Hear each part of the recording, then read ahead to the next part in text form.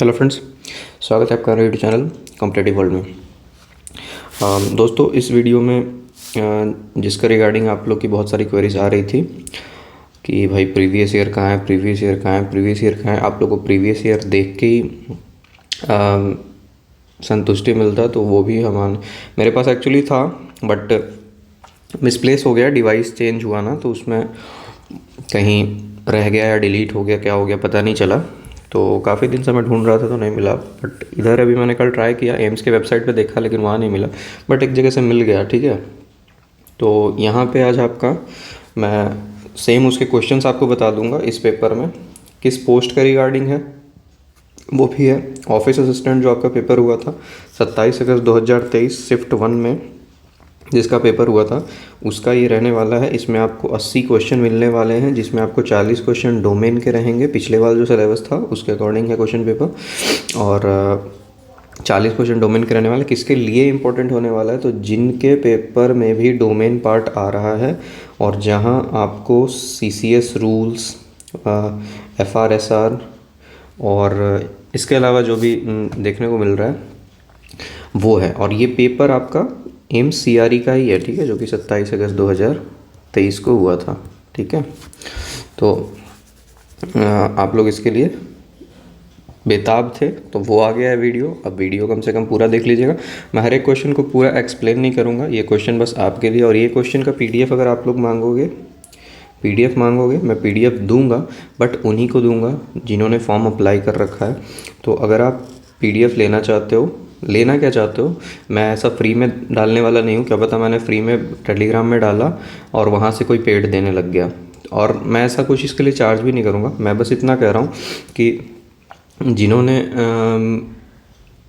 क्या फॉर्म भर रखा है वो अपना एक फॉर्म का स्क्रीनशॉट व्यू वंस करके या हाइड करके अपना नाम और थोड़ा सा रजिस्ट्रेशन नंबर मुझे दिख जाएगा, जिसमें मैं उनको ये सिंपली सेंड कर दूंगा। ठीक है, और मटेरियल लिया होगा। ठीक है, तो उस बेसिस पे अगर करते हैं अपन, और इसमें आपको AAO JAO सबके लिए आइडिया मिल जाएगा क्वेश्चन कैसे आए थे, कैसे आ सकते हैं इस बार। चलो ठीक है, जनरल पार्ट भी इसमें इंक्लूडेड है, ऐसा नहीं है कि बस डोमेन वाला पार्ट है। तो देख लो, एकदम प्योर जो आंसर की आपका निकलता है ना वो है। तो पेपर आपका 27/8 को हुआ था। टेस्ट टाइम आपका 9 बजे से लेकर 11:30 बजे तक था। सब्जेक्ट मतलब जो पोस्ट था आपका वो ऑफिस असिस्टेंट NS था। पहला सेक्शन अगर आपका रीजनिंग आता है, अब कुछ क्वेश्चन यहाँ हिंदी में देखने को मिलेंगे, कुछ क्वेश्चन इंग्लिश में देखने को मिलेंगे। तो हिंदी वाले इंग्लिश वाले पैनिक ना करें और हिंदी वाले भी पैनिक ना करें, क्योंकि यहाँ क्या होता है कि लैंग्वेज ऑप्शन दिया गया था इंग्लिश में और हिंदी में। ठीक है, तो दोनों में ही आप देख सकते थे लास्ट ईयर। दैट्स वाई जिन्होंने ये इसको अटेम्प्ट किया है, उन्होंने जिस क्वेश्चन को हिंदी में किया है वो हिंदी में दिखेगा, जिस क्वेश्चन को इंग्लिश में किया है वो इंग्लिश में दिखेगा। ठीक है, बट आपको एक अंदाज़ा मिल जाएगा क्वेश्चन के लेवल का, तो उसके अनुसार आप देख सकते हो। मैं आपको रीड करके निकलता चलूँगा, क्योंकि अगर पूरा का पूरा 80 क्वेश्चन विथ एक्सप्लेनेशन कराने बैठा बहुत ज़्यादा टाइम निकल जाएगा। मेरा पर्पस बस इतना सा है कि आपको एक लेवल बता दूँ। 40 क्वेश्चन जो हैं उनको मैं विथ आंसर्स, आपको आंसर्स भी इसमें टिक आउट किया है। जो ग्रीन से रहेगा वो आंसर होगा, जो रेड से रहेगा वो गलत रहेंगे। ठीक है, तो उस बेसिस पे आप इसको कर सकते हो। जैसे रीजनिंग में ऐसा क्वेश्चन आया, अगर का कोड सीड में ई बराबर अगर 5 दिया हुआ है तो सीड का कोड 7.25 बन रहा है, उस हिसाब से डीआर का कोड पूछा है।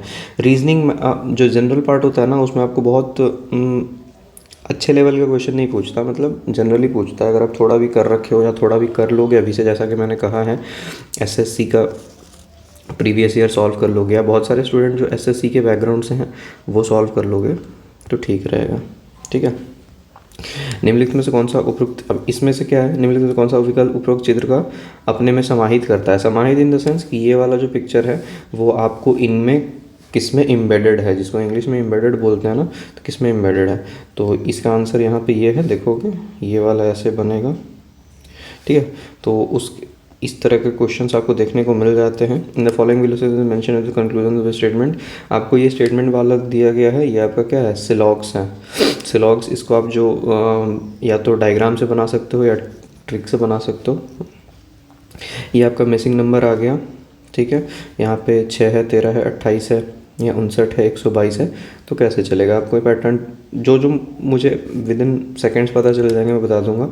इंटू 2+1 इंटू 2+2 इंटू 2 ऐसे करके चल रहा है, ठीक है। यहाँ आपको एक सेट है, सेट दिया हुआ है जिसका आपको बताना है कि क्या करना है। तो यहाँ मुझे दिख रहा है 7×3 7×5 7×7, ठीक है। बट यहाँ पे ऐसा कुछ दिख नहीं रहा, कुछ और चलेगा। इसको आपको दिखाना होगा कि जो ये सेम सेट है, ये इससे सेम रिलेशन में कौन सा सेट आपको दिख रहा है, यही चीज़ इसमें करना है। मतलब इसके जो भी लॉजिक इसमें यूज हो रहा है, सेम लॉजिक यहाँ पे आपको यूज़ होना चाहिए, ठीक है। एक सूची के सूचित रैंक में ऊपर से 14 भी हैं, मतलब ये भी रीजनिंग का क्वेश्चन आ गया। कोई ऊपर से कितना रैंक पे है, नीचे से कितना रैंक में है, तो कुल उस मतलब टोटल उसमें कितने लड़के हैं, ठीक है। इसमें जनरली होता है दोनों को प्लस करके -1, ठीक है। यहाँ पे कुर्सियों पर सीधे रखे, ये आपका आ गया हल्का सा छोटा सा सिटिंग अरेंजमेंट है, ठीक है। छोटा सा सिटिंग अरेंजमेंट आप इसको कह सकते हो। जो बैंक में जो हमारे बड़े बड़े पजल्स आते हैं, उसका बहुत छोटा सा रूप। वन लाइनर तो वहाँ आज तक नहीं पूछा, बट यहाँ पूछ देता है आपको। यहाँ इसी तरह के क्वेश्चन आपको देखने को मिलेंगे जनरल पार्ट में। 5 लड़कियाँ कुर्सियों में से एक सीधी रेखा में बैठी है, सीता रीता के बाई हैं, कोई दाई हैं, तो कौन कहाँ है वो पूछ देगा आपको, ठीक है। फिर एक और आ गया डाइस वाला क्वेश्चन आ गया। डाइस वाला क्वेश्चन आएगा कि ये अगर डाइस बंद कर देते हैं तो कैसा दिखेगा, ठीक है। डाइस वाला भी आप जाके कर सकते हो, कौन किसके अपोजिट रहता है, कौन किसके कैसे रहता है, वो एक रूल होता है जो आप हल्का सा सर्च करोगे, यूट्यूब पे भी मिल जाएगा। उसके लिए कोई बहुत बड़ा बात नहीं है, आप कर ले सकते हो। फिर यहाँ पे आ गया ब्लड रिलेशन टाइप का क्वेश्चन है, मतलब स्टेटमेंट वाइज। वैसा कोई ब्लड रिलेशन पैसेज वाला नहीं, बट वो पॉइंटिंग वाला होता है ना कि चलो A B and C भाई हैं, DE का भाई है और EE बेटी, तो AD किस प्रकार से संबंधित है। सिंपल सा 1 लाइन क्वेश्चन है।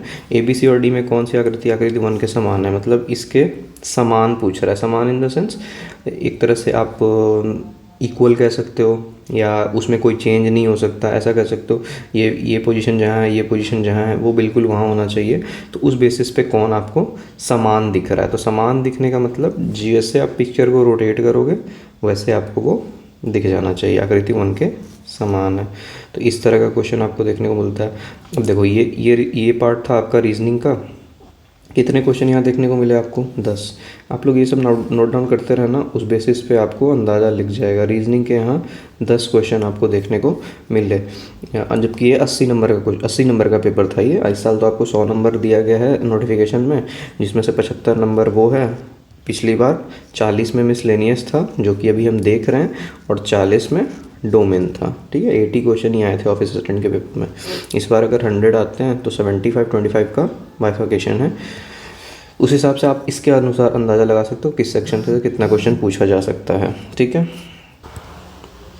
और देखो जनरल अवेयरनेस में जो करंट अफेयर्स रहेगा वो तो आप पढ़ ले सकते हो। जो पुरानी जो वो आप छोड़ दे सकते हो, क्योंकि करंट अफेयर्स हाल का ही पूछा जाएगा। और जो ऐसे रहेगा वो आप पढ़ के एक बार देख सकते हो। तो ये सब पढ़ के गुड़ी पाड़वा या उगादी उत्सव मुख्य रूप से भारत के निम्नलिखित में किस राज्य से जुड़ा है? महाराष्ट्र। और नेक्स्ट है आपका निम्नलिखित में से कौन सा भारतीय मुख्य भूमि का आसांचीय विस्तार है? ये वाला जो क्वेश्चन है ना, इसमें थोड़ा सा पिछले बार जो है, हालांकि इन्होंने जिन्होंने भी बनाया है ये, इनके हिसाब से 2 इन्होंने चूज़ किया है और 2 ही सही है। बट इस क्वेश्चन में पिछले साल बहुत सारा कन्फ्यूजन हुआ था, बहुत सारे सवाल उठे थे कि ये गलत है या कुछ सही है, ऐसा हुआ था। तो ऐसा एम्स के पेपर में होता रहता है। जैसे मैथ्स में भी वही आएगा ना, मैथ्स में देखना, मुझे जो अगर ध्यान होगा, मुझे भी याद है शायद एक आध क्वेश्चन वहाँ भी गलत थे, जिसका कोई सॉल्यूशन नहीं मिला या कुछ स्क्रूटनी पे या कुछ हुआ, वैसा भी कुछ नहीं हो पाया। तो एक आध क्वेश्चन वहाँ पे भी थे ऐसे। तो ये क्वेश्चन मुझे ध्यान आ रहा है कि ये क्वेश्चन उन्हीं में से एक था। आप एक बार चेक कर लेना अपने हिसाब से, मैंने इतनी देर को स्क्रीन को रोक दिया है, ठीक है। Every commercial bank is required to keep certain proportion of its total deposit with the RBI which is known as. तो इसको पूछा जाएगा, इससे भी रिलेटेड भी आपको पूछ दिया जाता है, क्योंकि आप जा रहे हो एक इंस्टीट्यूशन में जहाँ आपको गवर्नमेंट सर्वेंट का रूल्स पूछा जा रहा है, तो फाइनेंस के हिसाब से भी पूछ दिया जाता है कभी कभी। तो उसको कैश रिजर्व रेशियो बोलते हैं। निम्नलिखित में से किस वर्ष महात्मा गांधी ने चंपारण सत्याग्रह शुरू किया था? तो ये डीप में गया, पुराना जीके में आ गया, तो 1917 में अगर किया। CERT इन देशों के साइबर सुरक्षा बेसिस एनर्जी सफलतापूर्वक डिजाइन एवं संचालित किया। 13।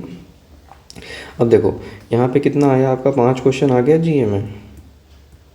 जीए में 5 क्वेश्चन आ गया, ठीक है। अब आएगा आपका क्वांट आएगा, अब 10 क्वेश्चन होगा शायद। तो क्वांट का क्वेश्चन हम देखेंगे। इन्होंने हिंदी में अटेम्प्ट किया है तो आपको हिंदी में ही पढ़ना होगा, समझना होगा। मैं क्वेश्चन को समझा दूंगा, उसके बाद आप उस बेसिस पे आप जहाँ से, अब देखो काफ़ी लोग का क्वेरी आ रहा है ना, काफ़ी लोग इसके लिए मुझे बोल रहे हैं कि आप मैथ्स और इंग्लिश का मटेरियल दो। भाई मैं मैथ्स और इंग्लिश में आपको क्या दूंगा? मैं, अगर आप दूसरों से मांगोगे तो वो सोचेंगे इनको ज़रूरत है कुछ भी पकड़ा दो। मैं आपको बता रहा हूँ कि मैथ्स और इंग्लिश में आप लोग क्या लोगे? आप लोग ही बताओ ना मुझे कि मैथ्स और इंग्लिश में आप लोग को चाहिए क्या? मैथ्स में मैं आपको क्या दे सकता हूँ? आप लोग कहोगे मैं आर एस अग्रवाल किसी बढ़िया बुक का फिर आपको पीडीएफ उठा के दे दूँगा, क्या आप उसको सॉल्व कर लोगे? नहीं करोगे ना यार। मैंने सिंपल से बता रखा है ना कि एसएससी का प्रीवियस ईयर पेपर कहीं से भी आपको अवेलेबल हो जाएगा। अगर 10th लेवल आप अगर एमटीएस का दे रहे हो तो 10th लेवल पे सॉल्व कर लो। अगर आप 12th लेवल का दे रहे हो तो आप CHSL का सॉल्व कर लो। अगर आप ग्रेजुएशन लेवल पे दे रहे हो तो CGL का सॉल्व कर लो। अब इससे ज़्यादा मैं क्या बता सकता हूँ? इसी का लेवल का आएगा, आप अभी क्वेश्चन भी देख लेना। तो लेकिन अब आप लोग इसके लिए मैसेज कर रहे हो तो भाई आप लोग खुद वो बेवकूफ़ बनने जाते हो, लोग आपको बेवकूफ़ बनाते हैं। मैथ्स और इंग्लिश का मटेरियल लेने का इस पेपर के लिए कोई ज़रूरत नहीं है। चाहे भी आप DEO पोस्ट के लिए भी अप्लाई अगर कर रहे हो जिसमें डोमेन में 75 का 75 मैथ और इंग्लिश से आ रहा है, उसके लिए भी इसके लिए मटेरियल लेने की ज़रूरत नहीं है आपको। बट आप लोग नहीं समझ रहे हो। मैं तो मना कर दे रहा हूँ, मेरे से बहुत लोग किया तो मेरे पास जो मुझे देना ही नहीं है उनके मैं सीधे नो कर देता हूँ। अगर वो लोग कहीं और जाएंगे तो उन लोगों ने कुछ PDF कर रखे होंगे, आप लोग मांगोगे आपको दे दिया जाएगा। तो वो आपकी मर्ज़ी है, अगर आप लेना चाहते हो तो ले सकते हो। मेरे पास अवेलेबल नहीं है मैथ और इंग्लिश के लिए कुछ भी, ठीक है। बाकी आप लोग की मर्ज़ी है। चलिए वापस आते हैं क्वेश्चन पे। बीच बीच में जो डाउट्स आपके याद आते रहते हैं तो उसको मैंने सोचा बता दूं कि फिर छूट जाता है वैसे। चलिए अब पहला क्वेश्चन आता है। एक विक्रेता ने 4 रुपये में 5 टॉफ़ियाँ खरीदी, मतलब 4 रुपये में 5 टॉफ़ी उन्होंने ख़रीद लिया। और ये आपका क्वेश्चन आ गया परसेंटेज का। फिर 25% लाभ प्राप्त करने के लिए उसे 1 रुपये में कितनी टॉफ़ियाँ बेचनी होंगी। अब 25% का प्रॉफिट चाहिए मुझे। उसने 4 में 5 खरीदा था, यहाँ से आप CP निकाल लोगे, SP निकाल लोगे।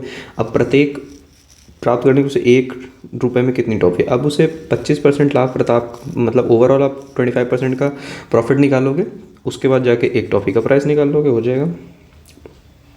ठीक है, समझ गए। 2 अंकों की सबसे बड़ी संख्या का 60% क्या है? अब बताओ। इसका पूछा है, कहाँ क्वेश्चन है। अब इसके लिए क्या मटेरियल चाहिए आपको? अगर इस चीज़ के लिए भी आपको मटेरियल चाहिए, आप मैथ्स इंग्लिश के अगर आप मटेरियल ढूंढ रहे हो या कर रहे हो, या मैथ्स इंग्लिश आपको बहुत स्टार्टिंग से करने की ज़रूरत है, तो अगर आपने फॉर्म नहीं भरा है तो ये फॉर्म आप मत भरना, क्योंकि आप पे फिर 3000 वेस्ट हो जाएंगे। क्योंकि भाई इस पेपर में एक ही चीज़ आपको कंपटीशन में रखेगा, वो है आपका डोमेन पार्ट। जनरल पार्ट में सब लोग फुल करके आएंगे, मैं बता रहा हूँ आपको। जनरल पार्ट में अगर 25 क्वेश्चन है, सब लोग 25 ऑफ 25 कर, अगर सब लोग नहीं भी करके आए तो 80%, 85%, 90% जो जनता है वो 25 आउट ऑफ 25 करके आएगी। तो यहाँ आप कोई चांस नहीं ले सकते 1 या 2 या कोई भी क्वेश्चन छोड़ने का। जो आप कर सकते हो वो यहाँ कर सकते हो, क्योंकि यहाँ एक्यूरेसी सबका 100% नहीं होने वाला है। ठीक है, यहाँ बहुत सारे ऐसे क्वेश्चन आएंगे जहाँ लोग आते हुए भी गलती करेंगे और कंफ्यूज होंगे। स्टेटमेंट बेस्ड क्वेश्चन आएगा, उसमें ऐसा बहुत सारा क्वेश्चन आता है। तो यहाँ पे एक्यूरेसी 100% होना बहुत मुश्किल है, इसमें आपको तगड़ा होना पड़ेगा। अगर आप इन सब क्वेश्चन के लिए भी आप प्रिपेयर नहीं हो तो फिर आप इस फॉर्म को ना ही भरो तो ज़्यादा ठीक होगा। चाहे वो कोई सा भी फॉर्म हो जहाँ मैथ्स वैथ्स आ रहा है। अगर आप ये भी मुश्किल लग रहा है, आज का जो वीडियो मैं दे रहा हूँ उसको देख के आपको समझ में आ जाएगा कि आप क्या कर सकते हो क्या नहीं। अगर मुश्किल लग रहा है तो फिर आपके लिए फॉर्म नहीं है। 2 अंकों की सबसे बड़ी संख्या का 60%। 2 अंकों की सबसे बड़ी संख्या कौन सा होता है? 99। अब 99 का 60% निकाल लो, ठीक है। तो जो भी आंसर आएगा वो कर लो, सिंपल सा ऐसा क्वेश्चन आता है। टाइम आपके पास बहुत होता है, तो ये मत समझना कि ये 3/5 क्या होगा। आप 99 का सिंपल सा 60% ऐसे भी निकाल सकते हो, ठीक है। तो टाइम का किल्लत नहीं होता वहाँ पे। अंकित और अमृत द्वारा प्राप्त अंक, मतलब दो बंदे हैं, अंकित हैं, अमित हैं, ये आपका रेशियो प्रोपोर्शन का क्वेश्चन आ गया। देखो मैं टॉपिक बताते चल रहा हूँ, जिन लोगों को टॉपिक चाहिए होगा वो उनको पता है। जैसे यहाँ पे आपका परसेंटेज आ गया, यहाँ परसेंटेज आ गया, लिख भी देता हूँ परसेंटेज, परसेंटेज, यहाँ आपका रेशियो एंड प्रोपोर्शन है, ठीक है। दो दो अंकों का इतना है अनुपात, अमित और अभय द्वारा प्राप्त अंक इतना है। अब तीसरा बंदा अभय भी आ गया, उनका रेशियो इतना है, अंकित और अभय द्वारा प्राप्त अंकों का अनुपात क्या है। जब दोनों को, इसमें क्या होता है, ये अंकित है, ये अमित है, ये अभय है, दोनों जगह आपका अमित कॉमन है, अमित कॉमन है, तो दोनों रेशियो में आप अमित को बराबर कर दो और उस बेसिस पे ये और ये भी चेंज हो जाएगा, फिर तीनों का रेशियो आपका आ जाएगा, जिसका पूछा है उसका आप बता दे सकते हो, ठीक है। एक आदमी ने एक बैंक से 8% प्रतिवर्ष साधारण ब्याज, ये आपका आ गया एसआई का क्वेश्चन, सिंपल इंटरेस्ट का क्वेश्चन, ये आ गया आपका। 8% प्रति साधारण ब्याज की दर पर ऋण लिया, मतलब लोन लिया, 5 वर्ष बाद उसे इसी अवधि के लिए 64 रुपये ब्याज देना पड़ा, मतलब इंटरेस्ट आपको दे रखा है, उसके द्वारा उधार ली गई मूल राशि कितनी थी, प्रिंसिपल आपको बताना है, ठीक है। ये आपको टाइम बता दिया, ये आपको रेट बता दिया, ये आपको इंटरेस्ट बता दिया। आप जानते हो formula P/R/T/100 is equal to, अगर ये 6400 आ जाएगा, बाकी सब जगह पुट करके आप उसका वैल्यू निकाल सकते हो, ठीक है। ये सिंपल सा सिंप्लीफिकेशन का क्वेश्चन है, ये सिंप्लीफिकेशन का क्वेश्चन है, इसमें आप बोर्ड मास के रूल से, ठीक है। चलिए इसका 6th क्वेश्चन क्या कह रहा है, रमा और ज्योति मिलकर किसी प्रोजेक्ट को 12 दिन में करते हैं, ये आपका टाइम वर्क का क्वेश्चन हो गया, ठीक है। 12 दिन में करते हैं, तो जिसे रमा अकेले 30 दिन में पूरा कर सकती है, ज्योति अकेले इसे कितने समय पूरा करेगी, ठीक है। 8 से 16 के बीच विषम संख्या की औसत क्या है।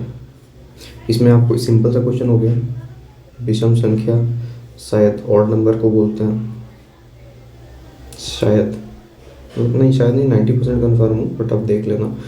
8 से 16 के बीच में अगर ऑड नंबर जितने भी उनका औसत पूछ रहा है।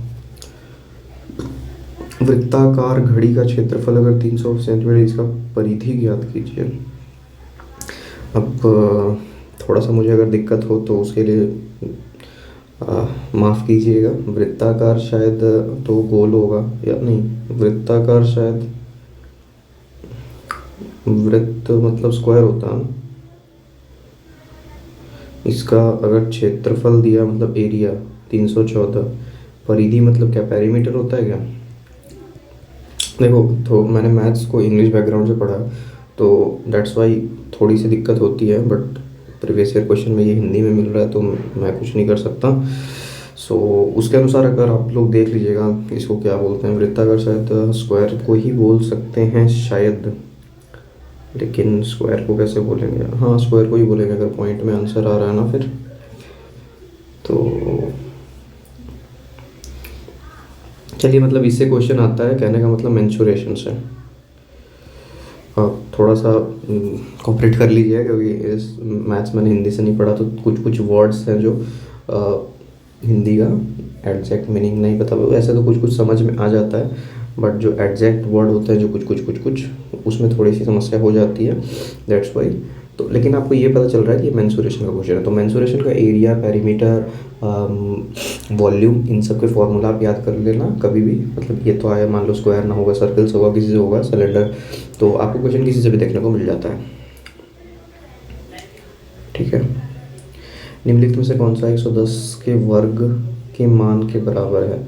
110 के वर्ग मतलब 110 का स्क्वायर पूछ रहा है आपसे, ठीक है। इसमें तो सिंपल होता है, 11 का 121 लिख लो और 2 जीरो लगा दो। 10वां, रामू अपनी आधी ट्रेन यात्रा इतने में करता है। ये आपका, या तो आप किसी ट्रेन्स कह सकते हो, स्पीड डिस्टेंस टाइम कह सकते हो। स्पीड डिस्टेंस टाइम्स या ट्रेन जो टॉपिक आता है उससे भी कह सकते हो। पूरी यात्रा ट्रेन से 110 किलोमीटर गति से तय करता है, शेष यात्रा इतने से करता है। एवरेज बताना होगा, इसका औसत गति बताना होगा, ठीक है। तो चलो जी इसको कुछ हाँ ठीक है। तो ये देखो मैथ्स में कितने क्वेश्चन आए, 10 क्वेश्चन आए। टॉपिक्स मैंने सब कुछ लिख दिए आपको, जो जो क्वेश्चन से आ रहे हैं, तो वहाँ से आप उस बेसिस पे देख सकते हो। अब आते हैं इंग्लिश की। Select the most appropriate meaning of the idiom before given option. Stab someone in the back, मतलब किसी के पीठ में छुरा मारना। तो आप लोग पढ़ के इसका मीनिंग निकाल सकते हो, तो do something harmful to someone who trusted you, ठीक है। Second, select the appropriate option from below to fill in the blanks to make a meaningful sentence. यहाँ आपको एक डैश दिया गया है, उसको पढ़ के आपको मीनिंगफुल सेंटेंस बनाना है। The modern is the age of machine, from the end होगा, फ्रॉम द डेथ होगा, फ्रॉम द टाइम होगा, फ्रॉम द स्टार्ट्स होगा, from the time the industrial revolution began, मतलब जब से ये शुरू हुआ, तो जिस समय से ये शुरू हुआ तो टाइम यहाँ पे हो जाएगा। Choose the most logical order. अब यहाँ देखो इस टाइप का क्वेश्चन आपको आएंगे रीअरेंज करने के लिए कि एक पैराग्राफ सही से बन जाए, तो पहले कौन सा आएगा, पहले कौन सा आएगा, इस तरह से। Number 4, in the sentence given the four alternative given the word underline the sentence, select the most appropriate option that describe antonym of underline। Underline तो नहीं है, ब्रैकेट में है, ठीक है। डेरोगेटरी का एंटोनिम आपको पूछा है, तो लॉजिटरी हो जाएगा। Fill in the missing word, एक फिर से फिल इन द ब्लैंक का क्वेश्चन आ गया, तो वहाँ आपको फिल करना है। अब देखो इंग्लिश के आपको कितने क्वेश्चन देखने को मिले, 5, ठीक है। अब आता है आपको concept of management and computers. Computers में जो आया है आपको, विच of the following is not an example of system icons in MS window. MS window में कौन सा एक ऐसा चीज़ है जिसका सिस्टम आइकन नहीं होता। डेस्कटॉप पे आप देखोगे रिसाइकल बिन दिखता है, माई कंप्यूटर दिखता है, नेटवर्क नेबर और दिखता ही आपको, सिस्टम ट्रे नहीं दिखता। तो ये पूछ रहा है not an example of system icons, system icons का एग्जाम्पल ये नहीं है। एसरैम के बारे में निम्नलिखित से कौन सा या शेष सत्य हैं। एसरैम के बारे में कोई 3 लाइन दिया गया है, उसके बारे में पूछा गया है कौन सा सही है, ठीक है। Dash is use to perform data analysis and generate report like periodic financial statement, static reports and Excel. ये सब करने के लिए क्या हम यूज़ करते हैं, तो पाइवट टेबल का यूज़ होता है इसमें। Which of the following theory management is organisation centred. Neo classical management theory, classical management theory, only 2। ये है आपका एम एस पावर पॉइंट में स्लाइड व्यू पेन के बारे में निम्नलिखित में से कौन सा सही नहीं है। इसके बारे में 4 चीज़ बताए गए हैं, अब कौन सा सही नहीं है वो बताना है। स्टेटमेंट बेस्ड क्वेश्चन इसी टाइप का आएगा आपका, या तो बड़ा सा स्टेटमेंट क्वेश्चन में देखने को मिलेगा या 4 स्टेटमेंट आंसर में देखने को मिलेंगे। निम्नलिखित में से कौन सा ओबी का संगठनात्मक परिप्रेक्ष्य नहीं है, तो इसमें आपको ये बताना है। Which of the following is the responsibility of middle level of management. Management का मिडिल लेवल मतलब रिस्पॉन्सिबिलिटी किसका होता है, मॉनिटरिंग का। निम्नलिखित में से किस मेन्यू में एमएस वर्ड के प्रत्येक हेडर और फुटर शामिल हैं। तो निम्नलिखित में से किस मेन्यू में एमएस वर्ड के प्रत्येक हेडर फुटर शामिल है, ठीक है। कंप्यूटर में भी कुछ क्वेश्चन थे जो जिस पे बहुत सारे सवाल उठे कि ये होना चाहिए वो होना चाहिए, तो उसका कोई सॉल्यूशन भी नहीं निकला था हालांकि, तो ऐसा होता है एम्स के पेपर में। 9th, dash study of social behaviour, relationship among social groups, societies and maintenance of order, sociology, ठीक है। लास्ट इसका होगा in which type of email account when user server connect to the mail server through a mail client, the client retrieves all the message from the server, stores them locally and mark them. तो ये होता है आपको POP account बोलते हैं, जो इस type of functions करता है। अब देखो कितने क्वेश्चन आपके कंप्यूटर से आ गए, 10। तो जो लोग कंप्यूटर को हल्के में ले रहे हो देख लो, 10 क्वेश्चन आपको कंप्यूटर से आए, 10 रीजनिंग से आए, 10 मैथ से आए, कितने हो गए 30। 5 इंग्लिश से आए और 5 जीए से आ गए, कितने हो गए 10। ये कितने हो गए 40। तो जहाँ 40 क्वेश्चन ये आना है वहाँ वेटेज इस अराउंड है, और 25 क्वेश्चन में आप वेटेज देख सकते हो कि कहाँ से क्वेश्चन आएगा, ठीक है। हो सकता है 5 5 5 5 5 तीनों ही 5 5 आ जाए, ठीक है। होने को तो कुछ भी हो सकता है, ऐसा इन्होंने दिया नहीं है कि हम 5 5 ही पूछेंगे, कि मैं एक पॉसिबिलिटी बता रहा था कि हो सकता है कि 5 5 5 5 5 तीनों आ जाए।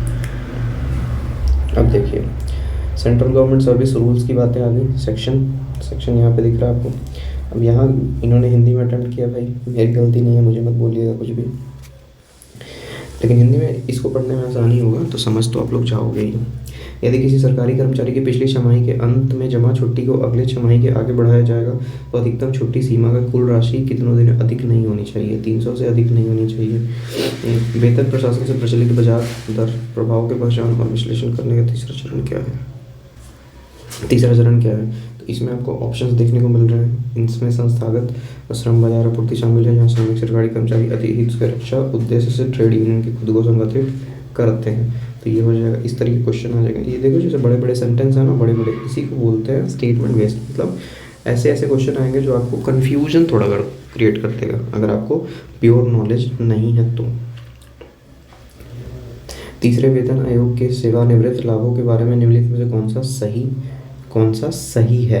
ज़्यादा लोग यहाँ भी कंफ्यूज होंगे। अगर हम मान लो हर बार हम लोग क्या पढ़ लेते हैं, सही है, कई बार पूछ देता है सही नहीं है, तो क्वेश्चन भी आपको ध्यान से पढ़ना होता है। अब इसमें देखो 3 ऑप्शन दे दिए, आपको बताना है कौन सा सही है कौन सा सही नहीं है। ये हो गया आपका स्टेटमेंट बेस में, ये आ जाएगा स्टेटमेंट बेस्ड क्वेश्चन में। तो केवल 2 और 3 इनके हिसाब से सही है, पहला वाला जो है गलत है। तो आप लोग तीनों स्टेटमेंट पढ़ लीजिएगा, जिससे कि क्या होगा, ये गलत है ये भी पता चल गया और ये सही है ये भी पता चल गया। केंद्रीय सिविल सेवा छुट्टी नियम निम्नलिखित, ये लीव रूल से आ गया। किस तारीख को लागू हुआ था, कौन से तारीख को लागू हुआ था, 1 जून 1972। सूचना का अधिकार, बैकग्राउंड का वॉइस थोड़ा इग्नोर कीजिएगा, ठीक है, थोड़ा सा जगह चेंज हुआ है तो आवाज़ें आ रही हैं। तो सूचना का अधिकार अधिनियम 2005 के तहत वह समय सीमा क्या है जिसके भीतर सार्वजनिक प्राधिकरण को किसी भी अनुरोध का उत्तर देना होगा, 30 दिन। ये आरटीआई का क्वेश्चन हो गया आपको। डैश मीन्स रिकरिंग और non recurring payment granted government of servant from the consolidated fund of the state of the remuneration of special work on the occasion of the रिमेटिव कैरेक्टर ऑनरियम हो गया। अब देखो कुछ क्वेश्चन क्या होता है ना कि हम जब भी हम लोग भी पेपर देते हैं, अगर मीडियम हिंदी अवेलेबल होता है तो हम लोग जनरली करते हैं इंग्लिश में ही है, बट कुछ ऐसा क्वेश्चन होता है जो इंग्लिश में समझ नहीं आता, हिंदी में पढ़ लो फट से समझ में आ जाता है। वैसा ही कुछ क्वेश्चन ऐसा भी होता है जो हिंदी में नहीं समझ में आएगा, इंग्लिश में आ जाएगा, ठीक। तो एक आधा क्वेश्चन वैसा भी होता है। जैसे आप देख रहे हो इतने क्वेश्चन के बीच में यही क्वेश्चन इंग्लिश में क्यों मिला। निम्नलिखित में से कौन सा अप्रत्यक्ष भर्ती के संबंधित नहीं है, अप्रत्यक्ष भर्ती, ठीक है। अगला मौलिक नियम निम्नलिखित में से किस तारीख को लागू हुआ था। बस निम्नलिखित में से कौन सा से अवर सचिव का कार्य है, मंत्रालय। 3 दे दिया गया, कौन सा है कौन सा नहीं वो आपको सेलेक्ट करके बताना है, जिसमें ऑप्शन में 3 भी रहेगा, 2-3 भी रहेगा, 1 दिन भी रहेगा, 1 भी रहेगा।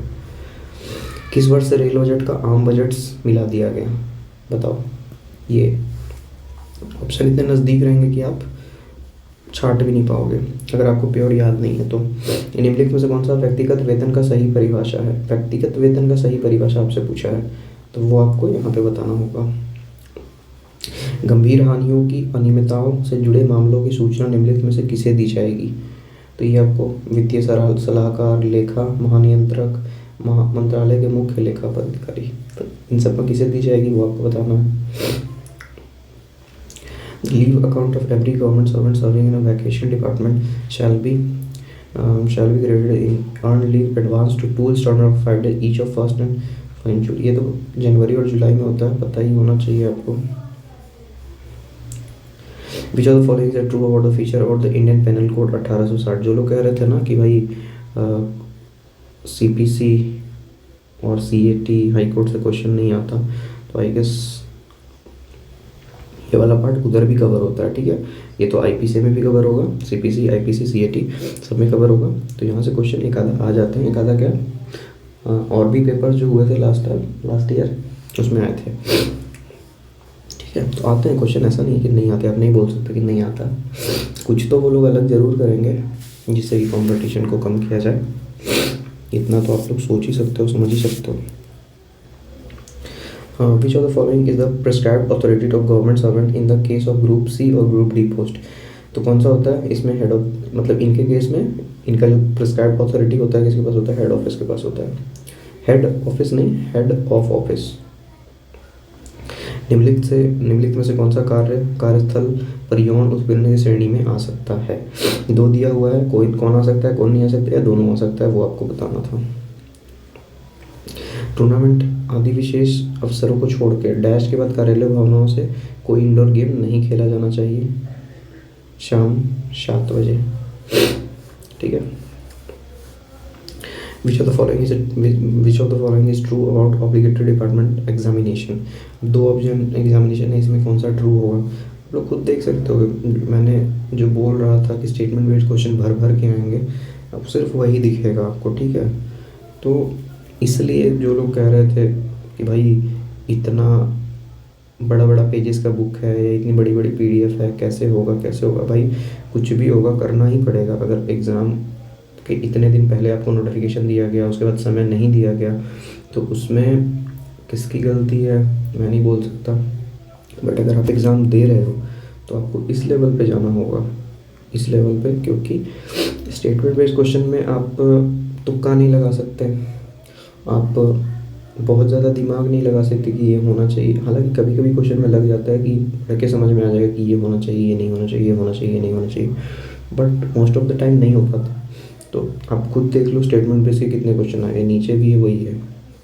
चलो ठीक है, अगला क्वेश्चन, केंद्रीय प्रशासनिक न्यायाधिकरण के बारे में निम्नलिखित में कौन सा सत्य है। अब न्यायाधिकरण ये भी कोर्ट से रिलेटेड है, ठीक है। ये देखो आ गया ना कैट, तो आपको करना ज़रूरी है, समझ रहे हो।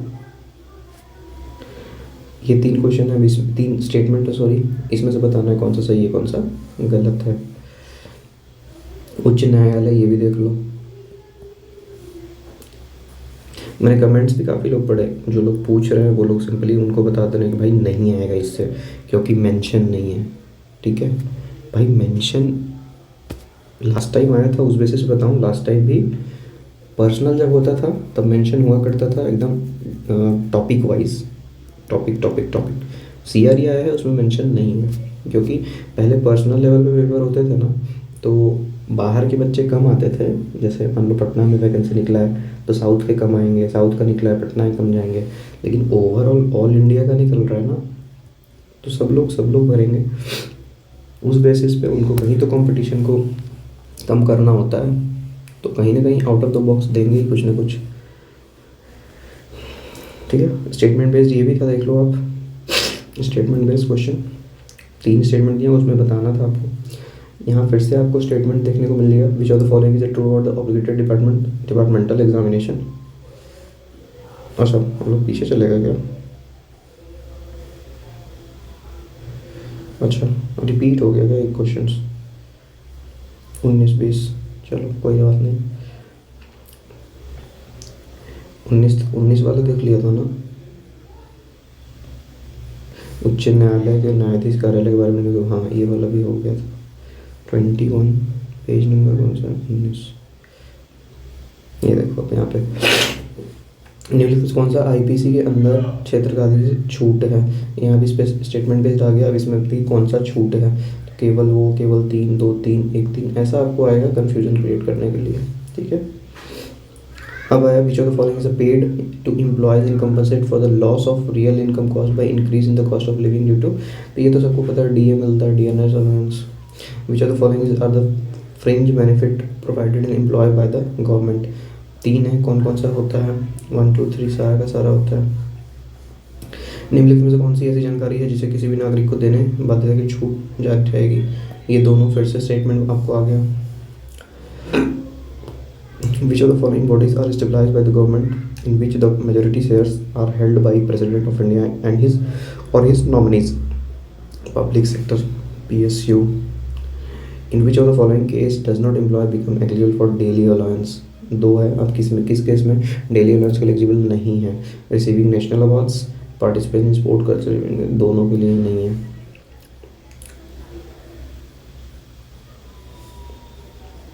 सॉरी नहीं है, नहीं है, डज एंड एम्प्लॉय एलिजिबल दोनों के लिए ही हैं। रिसीव एंड नेशनल अवार्ड अगर उनको मिलता है तो ये उनके बिहाफ में डिपार्टमेंट की तरफ से ही जाता है, वो भी जाते हैं, तो मतलब आता डिपार्टमेंट के अंदर ही है, क्योंकि नेशनल अवार्ड है, कोई आपका छोटा मोटा ऐसे लोकल लेवल पे नहीं है, नेशनल अवार्ड है तो उसके लिए आपको दिया जाएगा। या स्पोर्ट्स कल्चरल इवेंट में आप रिप्रेजेंट करते हो किसी कंपनी को या कुछ को, तो उस तब। Let's consider that Rohan is warehouse keeper. Rajat is going out of journey and insures his furniture to Rohan under a contract that shall be returned on payment of stipulated sum of the warehouse. Rohan desires to sell the goods. अब इसके बारे में पूछा है कि which type of crime has Rohan committed. ये पूरा आपको पैराग्राफ दे दिया, आप बता रहे हैं कि रोहन ने किस तरह का क्राइम कमिट किया है। तो क्रिमिनल ब्रीच ऑफ ट्रस्ट, भरोसा ही तोड़ा है ना, तो ये आप पढ़ के भी समझ सकते हो, अगर आपने बेसिक्स पढ़े हैं तो वैसे भी समझ सकते हो। After the successful completion of the probationary period, the service of the candidate is confirmed and posted in the right place, which is called placement. चौथे वेतन आयोग की सिफारिशों के तहत सरकार के तहत पेंशन केवल उन कर्मचारियों के लिए देय है जिन्होंने न्यूनतम कितने वर्षों के आहत सेवा प्रदान की है? 10. Which of the following is attested through examination of a candidate? अब देखो 4 पॉइंट दे दिया गया, कौन सा चीज़ एग्जामिनेशन के दौरान एक कैंडिडेट पे चेक किया जाता है? तो 1, 2 and 4 determine the order of merit, qualification of candidate, establish list eligible candidate. 31. Which of the following is related to government account according to the GFR? फिर से स्टेटमेंट आ गया, consolidated fund, public fund, contingency fund, 1, 2, 3 सारे के सारे हो जाएंगे. 32. Which of the following is correct about the monthly roster? 2 आ गया, फिर से स्टेटमेंट बेस्ड है आपका. कोई बच्चा अपराध करने पर भी दोषी नहीं है यदि बच्चा कितने वर्ष से कम का है? कोई बच्चा अपराध करने पर भी दोषी नहीं है यदि बच्चा कितने वर्ष से कम का है? 7. LTC नियमों के अनुसार यदि अग्रिम राशि दे जाने कितने दिनों के भीतर बाहरी यात्रा शुरू नहीं की जाती है तो अग्रिम पूरी राशि वापस कर दी जानी चाहिए? 30 days. Registration of डाक, maintenance of section, dairy and file movement register, photocopy and faxing are the functions of which of the following in the office? Multitasking, MTS.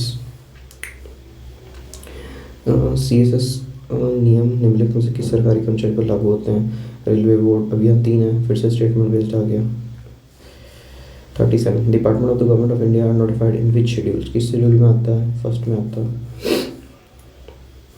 Which of the following is not true about the cleaning roster? अब जो cleaning roster होता है उसके according कौन सा इसमें से सही नहीं है? Not true. कुछ लोग जल्दी जल्दी में नॉट को भूल जाएंगे, ट्रू पढ़ लेंगे, उसी बेसिस पे आंसर दे देंगे. 39. What is the entitlement journey fare by air rail employ in the pay range of this and above but less than this? AC first class. ये सब आप देख लो ना एक बार. Which of the following is a part of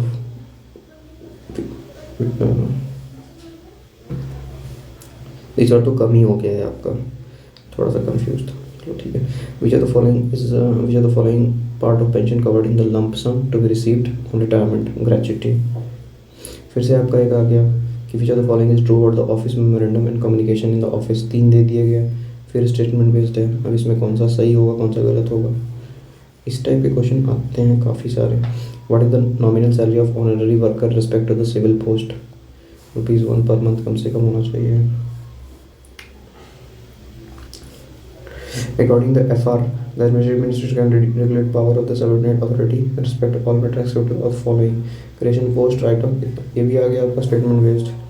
dash roster का उपयोग स्नानगृह अपार्टमेंट के लिए किया जाता है, निवासियों के साझा किए जाते हैं. दैनिक कार्य roast. Which of the following is used for routine correspondence and a traditional day due to exchange of information within the organization? Memos. A sanction of any fresh charge shall lapse in payment in whole or in part has been made during a period of dash months from the date of issuing the sanction. 12 months. RTI अधिनियम या RTI से कुछ है. जो सूचना प्रतिकरण के छूट प्राप्त है वह संबंधित घटना घटित होने के तारीख से कितने वर्ष के बाद प्रतिकरण से छूट प्राप्त होना बंद हो जाएगी? 20 वर्ष. ये फिर से आ गया आपका statement. Which of the following is are characteristic of customer service letter? The help statement है, इस बेसिस पे आपको पढ़ के जवाब देना है. समझ रहे हो इसका मतलब क्या है? कि आप खुद देख सकते हो 80 क्वेश्चंस डोमेन के हैं, उसमें स्टेटमेंट बेस्ड क्वेश्चन का हिस्सा कितना है. चौथे वेतन आयोग द्वारा अनुशंसित न्यूनतम एवं अधिकतम पेंशन दर क्रमश 375, 4500. On the occasion of such wedding, funeral, anniversary, religious function, government to revalue the gifts exceed for group A post 25,000 से नहीं होना चाहिए exceed. One of the following is unable to access information through RTI इतना. Associations. Which of the following is not a type of roster? इनमें से कौन सा एक रोस्टर नहीं है? डोजबॉल roster. That's an example of a constitutional body. National Commission for Women. इसमें भी शायद कुछ कन्फ्यूजन क्रिएट हुआ था. ठीक है. ये फिर से आ गया statement, which of the following is kind of deduction from the wages of an employ. Bharat के उच्च न्यायालयों में न्यायाधीश की नियुक्ति कौन करता है? राष्ट्रपति करते हैं। स्थानीय निधनों के बारे में निम्नलिखित में से कौन सा सत्य है? फिर से स्टेटमेंट,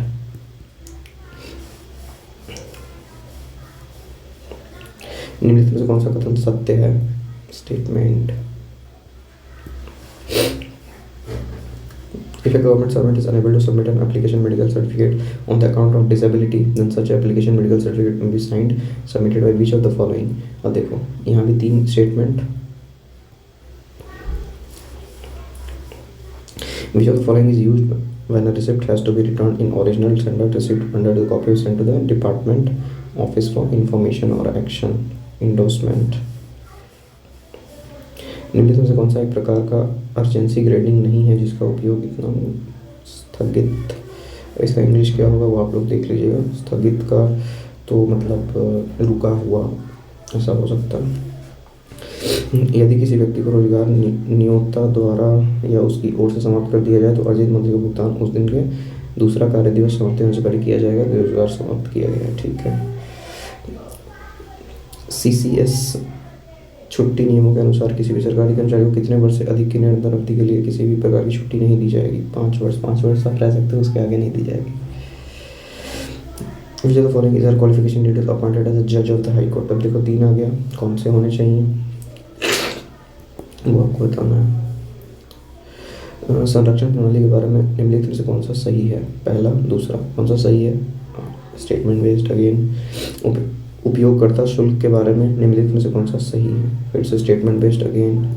2 स्टेटमेंट अगर पूछेगा तो वो तो फिर भी इजी है। 3 और 4 पूछेगा तो according to the travelling allowance rules dependent will cover a family member who individual month 1500।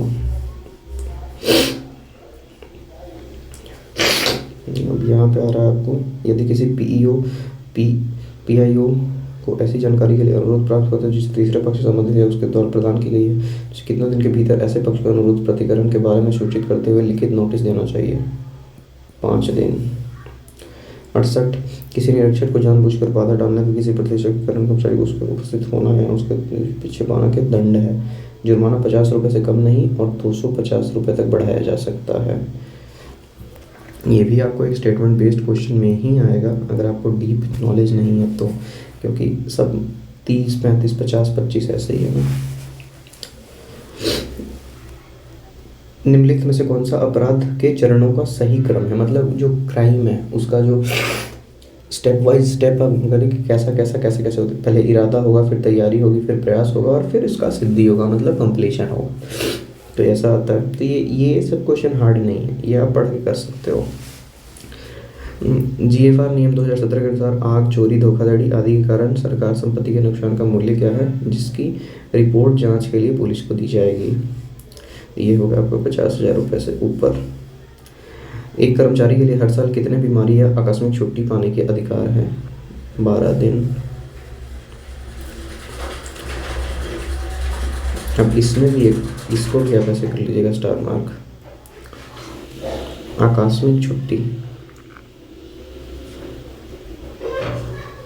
इसको आप इंग्लिश में ट्रांसलेट कीजिएगा और उसके बाद चेक कीजिएगा क्या ये 12 दिन दिखाता है। थोड़ा सा डिबेट इस क्वेश्चन पे भी हुआ था। निवेश, ऋण और उधार के संबंध में सरकारी करने से कौन सा सत्य है? 2 क्वेश्चन, जो 2 स्टेटमेंट वो भी अच्छा खासा बड़ा है। तो ऐसा आएगा, dash is added as afterthought of letter which में indicate the message is special and deserve additional emphasis. Post script. फिर आता है आपको माइलेज कैलकुलेट करने का है क्वेश्चन, ये था। उसे माइलेज का सही गणना क्या है जिसमें कर्मचारी को उचित किराया स्वीकार होगा, यह देखते हुए कर्मचारी ने लंबे और छोटे मार्ग में कुछ हिस्सों में यात्रा की है। तो देख सकते हो इसका रूल आपको है स्वामी वाली बुक में। What is the entitlement journey fare by river steamer for employ in pay range of 8,000 and above? Highest class. Which of the following entailment of crime is depreciated in the given example? Ram position of the food and that Seema was supposed to eat in. Ram poisons the food and Seema was supposed to eat in order to kill Seema। ठीक है, और मतलब राम ने poison किया, सीमा को मारने के लिए उसने सीमा को खाना था but Rohit eat the food instead of Seema, और सीमा की जगह रोहित ने फूड खा लिया। That Ram is liable for killing Rohit also Ram never wanted it. तो क्या राम उसके लिए गुनहगार साबित होता है, जबकि वो रोहित को कभी मारना ही नहीं चाहता था। तो अब यहाँ देखो, यहाँ गिल्ट है, नेग्लिजेंस है, guilt, negligence, recklessness, intention, intention दिया है। How many privileged leaves are entitled to watchman or caretaker who has completed a period of 12 months in continued employment? 30 days. Which of the following is not included in external correspondence, branch offices? सेवा के प्रत्येक पूर्ण calendar माह के सरकारी कर्मचारी के अवकाश खाते में किस दर से अर्जित अवकाश जमा किया जाएगा, जिसे वह जिस कैलेंडर वर्ष में नियुक्त किया गया है उसके आधे वर्ष में प्रदान करने की संभावना है? ऑप्शन है आपका 2 1/2 ढाई। डैश, ये लास्ट क्वेश्चन है। Dash allowance is given to an employ when the pension is not attainable on account of a public servant removal from service और मिसकंडक्ट, इंसॉल्वेंसी और इनएफिशिएंसी, कंपनसेट। तो यहाँ आपने देखा, अब आपका ख़त्म हो गया। तो डोमेन से 80 क्वेश्चंस, जनरल से 40 क्वेश्चंस, यहाँ पे आपका 120 क्वेश्चंस हो गए। आपने लेवल सारे क्वेश्चन के देख लिए। लेवल में बहुत ज़्यादा फर्क नहीं आ सकता, जनरल वाले में तो नहीं ही आएगा, डोमेन वाले में भी आ जाए, थोड़े बहुत क्वेश्चन अलग देखने को मिल जाए। तो इस बेसिस पे अभी जो आपका पार्ट है, डोमेन का पार्ट अभी आपका जो है वो 75 क्वेश्चन का है, जनरल का है 25 क्वेश्चन का है, टोटल 100 क्वेश्चन है। यहाँ 20 क्वेश्चन तो आपको कम हो रहे हैं, बट यहाँ वो हो रहा है इंटू 4 है, इंटू 4 है, यहाँ इंटू 1 था, इंटू 1 था, ठीक है। तो ज़्यादा कोई फ़र्क नहीं पड़ेगा। यहाँ भी पॉइंट, अब लेवल आपने देख लिया, और ये सबके लिए था, ऐसा नहीं कि AAO के लिए नहीं था, सिर्फ ऑफिस असिस्टेंट के लिए था, एग्जीक्यूटिव असिस्टेंट के लिए था। मतलब सिलेबस यही है। AAO में क्या हो सकता है, अगर क्वेश्चन पेपर अलग आता है उसमें ये हो सकता है कि जो इसके क्वेश्चन की लेवल है उससे थोड़ा सा अप रहेगा, टॉपिक से ही होंगे, लेवल थोड़ा सा, मतलब जहाँ 3 स्टेटमेंट हैं वहाँ 4 दे देंगे, जहाँ 2 हैं वहाँ 3 हैं, जहाँ क्वेश्चंस नंबर्स के क्वेश्चन थोड़े ज़्यादा कर देंगे, डिजिट्स वाले, परसेंटेज वाले, ऐसे करेंगे, बाकी कोई ज़्यादा फर्क आएगा नहीं, ठीक है। तो ये था आपका प्रीवियस ईयर पेपर का क्वेश्चन, ऑफिस असिस्टेंट MCRE 2023, ठीक है। तो इस बेसिस पे आप लोग देख लोगे। एक मैं सेपरेट वीडियो बना दूंगा इम्पोर्टेंट टॉपिक्स का, मे बी कल इम्पोर्टेंट टॉपिक्स उसमें अपलोड हो जाएगा, जिससे कि आपको पता चलेगा कि सबसे पहले आपको क्या पढ़ना है। जो लोग नहीं पढ़ रहे हैं वो लोग पढ़ लो, जो लोग फॉर्म नहीं अप्लाई किए होंगे, इस वीडियो को देखने के बाद आपको समझ में आ जाना चाहिए कि आपको फॉर्म अप्लाई करना है कि नहीं करना है, ठीक है। चलिए फिर मिलेंगे नेक्स्ट वीडियो में।